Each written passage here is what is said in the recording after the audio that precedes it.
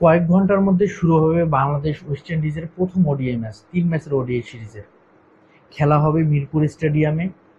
বাংলাদেশ আফগানিস্তানের সাথে যেভাবে বড় মার্জিনে ৩টি ম্যাচে পরাজিত হয়ে হোয়াইট হাউস হয়, তার যে নানা ধরনের সমালোচনা, সেই সমালোচনাগুলো ঢাকতে কি মিরপুরের উইকেট কি সেই ধান ক্ষেতের মতো আচরণ করবে, নাকি আইসিসির ইভেন্টে যে ধরনের উইকেটে খেলা হয় সেরকম আদর্শ কোনো উইকেটের মতো আচরণ করবে?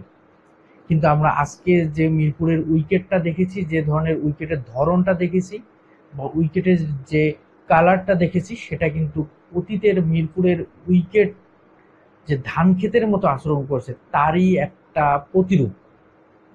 তো গামিনী থেকে টনি হ্যামিং কে নিয়ে আসা হয়েছে, কিন্তু গামিনীর সেই কালচার থেকে কি টনি হ্যামিং বের হতে পেরেছে কিনা, নাকি স্বাগতিকদের অ্যাডভান্টেজ দিতে গিয়ে আবারও বাংলাদেশ ক্রিকেটটাকে ডুবানোর কোনো রাস্তা তৈরি করা হচ্ছে? খেলোয়াড়দের ক্যারিয়ার নষ্ট করার জন্য যে ধরনের উইকেটে খেলানো হতো মিরপুরের, এটা নিয়ে সাকিব আল হাসানের সেই যে মন্তব্য, সেই মন্তব্য কিন্তু উড়িয়ে দেওয়ার মতো না। তো বাংলাদেশের যে বর্তমান ওয়ানডে ক্রিকেটের যে অবস্থা, সে অবস্থায় বাংলাদেশ 50 ওভার খেলতে পারবে তো? জয় পরাজয়, ফাইট করার মানসিকতা, সেটা তো পরের বিষয়। প্রথম কথা, বাংলাদেশের মূল যে লক্ষ্য সেটা 50 ওভার ব্যাট করা। মেহেদী হাসান মিরাজ এরকম কথাটাই বলেছেন গণমাধ্যমের মুখোমুখি হয়ে।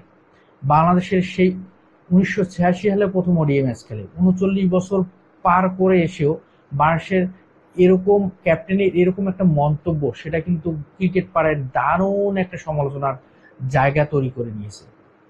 তো বাংলাদেশের মূল যে একাদশ, সেই একাদশে দুটি পরিবর্তন হওয়ার সমূহ সম্ভাবনা। সেখানে হচ্ছে মিডিল ওভারে তৌহিদ হৃদয়, মেহেদী হাসান মিরাজদের ব্যর্থতা, সেখানে সেই ব্যর্থতা সফলতায় পরিণত করতে নতুন একটা মুভ ট্রাই করা হবে মাহিদুল ইসলাম অঙ্কন। এবং মাহিদুল ইসলাম অঙ্কন এই গোল্ডেন চান্সটা, এই অপরচুনিটিটা কতটুকু কাজে লাগাতে পারবেন সেটাই দেখার বিষয়। এবং বাংলাদেশের ওপেনিং স্লটটা নিয়ে কিন্তু অনেক বেশি আলোচনা হয়। টি-20তে যতটা না সফল, ওয়ান ডেতে কিন্তু বাংলাদেশের ওপেনিং স্লটটা অনেক বেশি কিন্তু ব্যর্থতার পরিচয় দিয়েছে।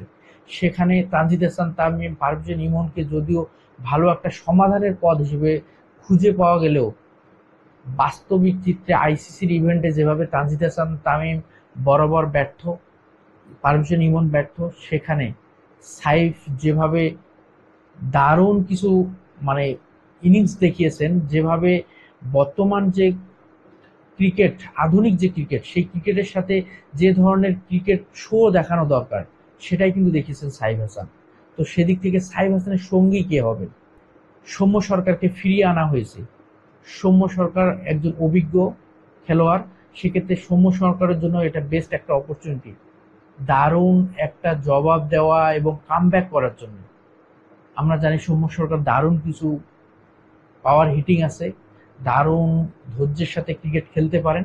তো বাংলাদেশের যে বেহাল দশা, সেই বেহাল দশা, ওপেনিং স্লটের যে বেহাল দশা, সেখান থেকে বের হতে হলে সৌম্য সরকারকে জ্বলে উঠতে হবে। সৌম্য সরকার সেই সুযোগটাই কাজে লাগাবেন।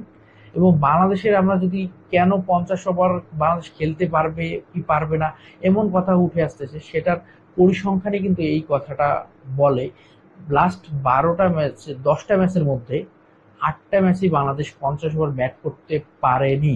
এবং সেখানে যদি আমরা দেখি 12টি ম্যাচের মধ্যে 10টিতে বাংলাদেশ পরাজিত হয়, একটি ম্যাচ ড্র, একটি ম্যাচ কিন্তু পরিত্যক্ত হয়। এবং ক্যাপ্টেন মেহেদী হাসান মিরাজ, আসলে কি ক্যাপ্টেন মেহেদী হাসান মিরাজ অনেক বেশি সেলফিশ?